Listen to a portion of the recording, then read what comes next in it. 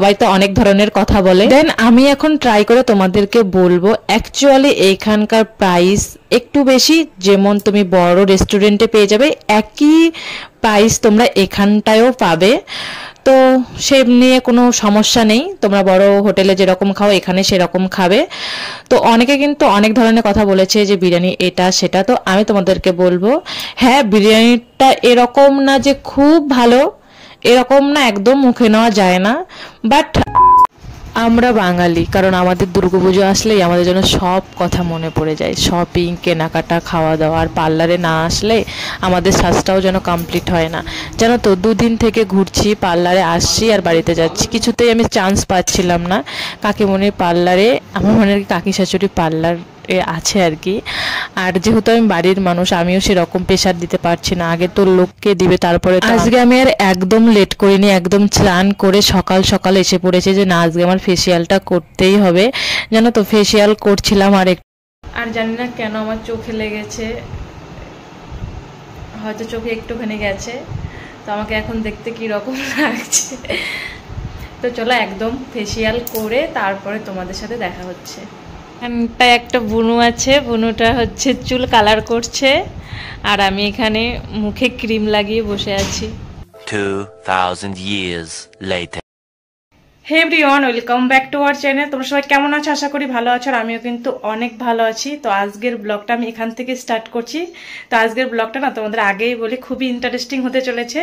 তো এখন বাজে হচ্ছে 12টা 15। আজকে না আমাদের বাড়িতে গেস্ট আসছে, তো পুরো ব্লগটা দেখতে থাকো, আশা করি তোমাদের অনেক ভালো লাগবে। তো বেশি আর কথা বলবো না, আমি এখন যাচ্ছি। বান্ধবীরা ফোন করলো, হয়তো ওরা এসে গেছে। অনেকক্ষণ থেকে কল করছিলাম কিন্তু ওরা কল তুললো না, দেখি কোথায় আছে, আমি কিছু দেখতে পাচ্ছি না। আমি তো অনেকক্ষণ থেকে কল করছিলাম, আমার কল তুলছিল না। আমি রাস্তায় গিয়ে দেখি ওরা পৌঁছে গেছে, কারণ ওরা বাড়ি চেঞ্জ ছিল না, যেহেতু আগে কোনোদিন আসেনি। আর জানো তো ওরা না অনেক কিছু নিয়ে এসেছে, আমি বললাম এগুলো আনার কি দরকার ছিল। ওরা বলছিল ফার্স্ট টাইম আসছি তার জন্য আর কি নিয়ে আসলাম। আমরা মাত্র 4 জন মানুষ, অনেক পুরানা বাড়ি না এটা।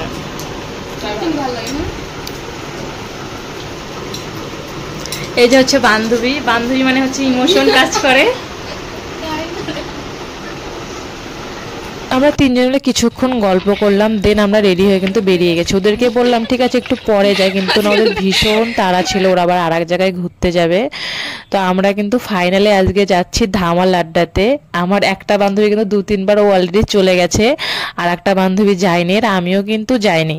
আমাদের বাড়ি থেকে ধামাল আড্ডায় যেতে মিনিমাম 5 মিনিটের মতো লাগে, কিন্তু কোনো সাথী পাচ্ছিলাম না, তার জন্য যাওয়া হচ্ছিল না। যেহেতু আজকে ওরা এসেছে, ওদের থ্রুতেই আমিও আজকে আর কি যাচ্ছি। ফাইনালি আমি কিন্তু ধামাল আড্ডায় পৌঁছে গেছি। জানি না এখানকার ব্যাপারে কে কিরকম রিভিউ দিয়েছে, আজকে কিন্তু আমি সত্যি রিভিউটা তোমাদের দিতে চলেছি। এখানকার আসার সঙ্গে সঙ্গে স্টাফগুলো ভীষণই ভালো, জিজ্ঞাসা করে আপনারা কি নিবেন, তো আমাদেরকেও জিজ্ঞাসা করা হয়। দেন আমরা আগে একটা বিরিয়ানি অর্ডার দিই, বেশি দেইনি, একটা বিরিয়ানি অর্ডার দিয়েছি।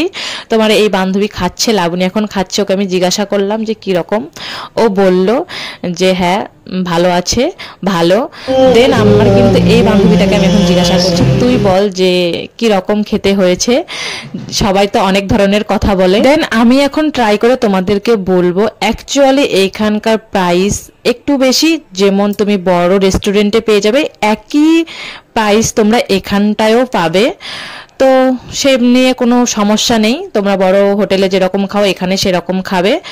তো অনেকে কিন্তু অনেক ধরনের কথা বলেছে যে বিরিয়ানি এটা সেটা, তো আমি তোমাদেরকে বলবো হ্যাঁ বিরিয়ানিটা এরকম না যে খুব ভালো, এরকম না একদম মুখে নেওয়া যায় না। বাট আমি না বিরিয়ানি কোনো স্মেল পাইনি, যেটা সত্য কথা সেটাই তোমাদেরকে বলছি, সেরকম একটা স্মেল ছিল না। আর আমার না মানে অ্যাকচুয়ালি বিরিয়ানি আমার ফেভারিট না, আমি বিরিয়ানি ভালোবাসি না। তো আমার কিন্তু অনন্যা বান্ধবী ভীষণ বিরিয়ানির ফ্যান, তো ওর কাছে আমি শুনেছিলাম তোর কীরকম লেগেছে, ও বললো যে না সেরকম ওর কাছে ভালো লাগেনি, হয়তো আজকে কোনো গন্ডগোল থাকতে পারে, কিন্তু মাংসটা না একদম নরম ছিল, কিন্তু বিরিয়ানির মাংসও জানি না এত নরম কি করে হতে পারে।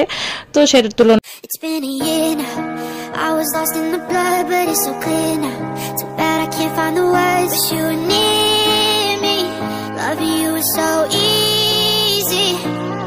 It's been আমার কাছে এভারেজ লেগেছে, মানে 100 আউট অফ 50, তো ঠিক আছে চলে যাবে, এরকম না যে মুখে নেওয়া যায় না। দেন যেহেতু আমি ধামাল আড্ডা এসেছে, ধামাল আড্ডার আমি এই জায়গাটা ক্যাপচার করবো সেটা তো হতেই পারে না। আর আমরা কিন্তু বেশিক্ষণ দেরি করিনি, কারণ প্রচণ্ড রৌদ্র ছিল।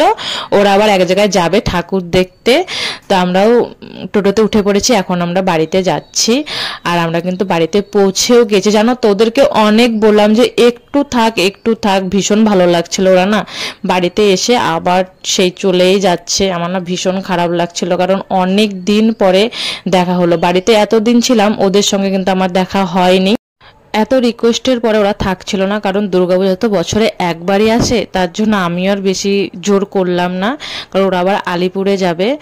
তো আমি বললাম ঠিক আছে তাহলে আরও একদিন আসিস। আর জানো তো যেই আর কি মজাটা বান্ধবীদের সঙ্গে পাওয়া যায় সেটা কিন্তু আর কোথাও পাওয়া যায় না, সারা পৃথিবী ঘুরলেও হয় না। ফ্রেন্ড একটা এরকমই জিনিস। তো যাওয়ার সঙ্গে সঙ্গে দেখো টোটো কিন্তু দাঁড়িয়ে পড়েছে। যেহেতু টোটোওয়ালাদের একটাই অভ্যাস, একজন থাকলে যেতে চাবে না, দুজন থাকলে মানে একটু টাকাটা বেশি নেবেই। এখন না এরকমই হয়ে গেছে, কম টাকায় তো যেতেই চায় না।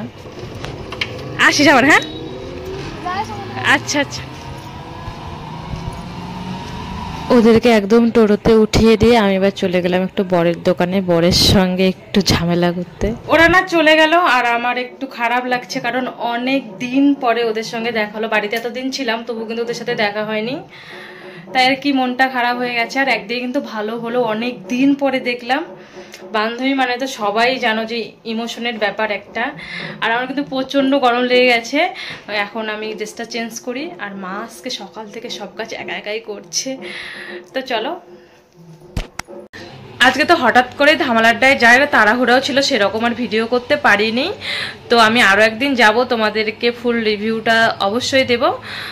তো চলো এই ভিডিওটা আমি এখানে এন্ড করছি। দেখা হবে আরও একটা ইন্টারেস্টিং ভিডিওর সঙ্গে। তোমরা ভালো থেকো, সুস্থ থেকো, অ্যান্ড বাই।